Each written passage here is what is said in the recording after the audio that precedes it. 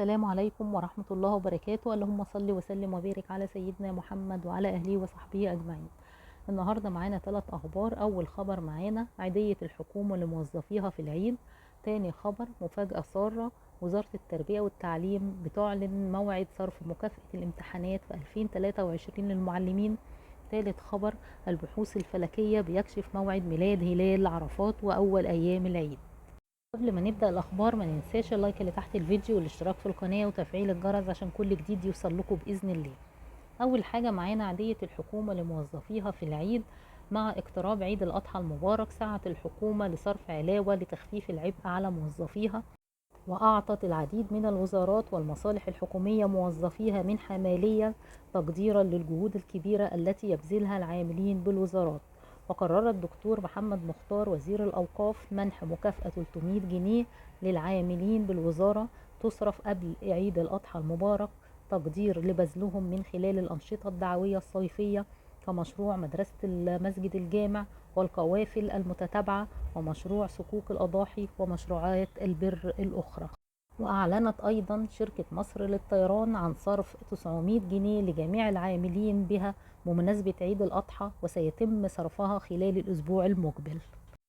وكمان موعد صرف مكافأة الامتحانات.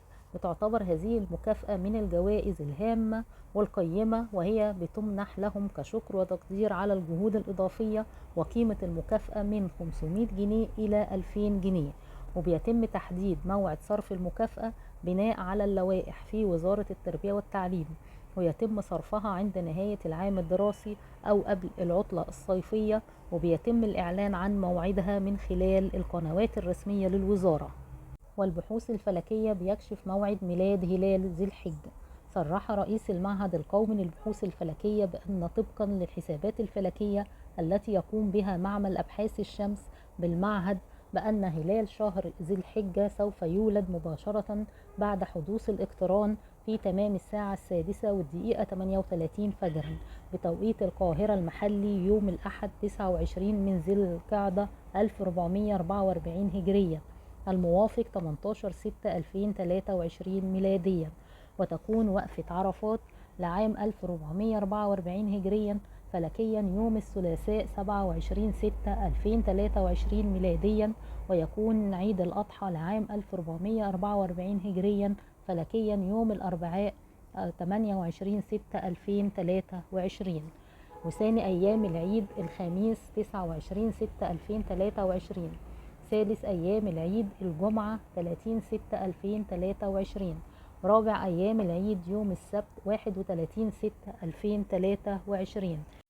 وبالنسبة لمواعيد صلاة عيد الأضحى في القاهرة الساعة 5:47، في الأسكندرية الساعة 5:51، في الجيزة الساعة 5:47، في بورسعيد الساعة 5:42، في السويس الساعة 5:42.